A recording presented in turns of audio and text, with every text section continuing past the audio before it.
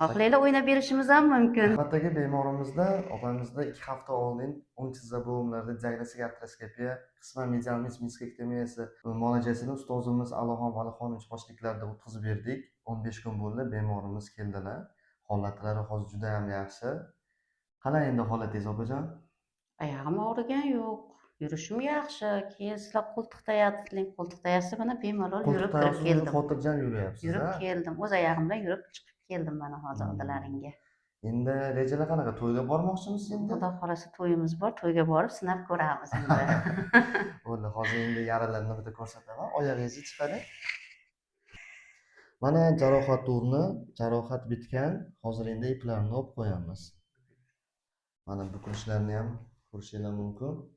Qanday bukilyapti. Og'riq yo'q-a? Og'riq yo'q. Mana opamiz yurishlari, oyoqlarini yengil bosyaptilar. Qiyinchiliklar, og'riqlar yo'q. Yaxshimi endi? Yurishim yaxshi. Xohlaylar o'ynab berishimiz ham mumkin. Rahmat doktorlarga kattakon.